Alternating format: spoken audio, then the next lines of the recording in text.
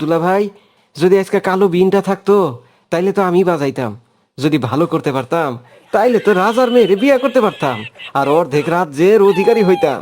কত বড় আশা, রাজার মেয়েকে বিয়ে করবে?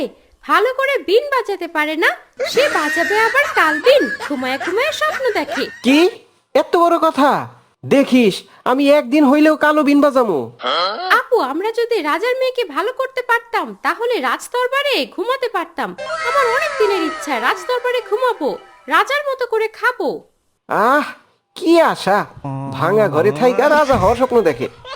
এই, তোরা চুপ থাক। আমি আছি আরেক টেনশনে। ওর আছে রাজা হওয়ার স্বপ্ন নিয়া।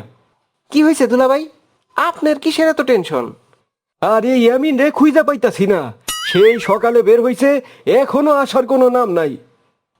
আচ্ছা দুলাভাই, আমি খুঁজা দেখতাছি, দেখি কই গেছে।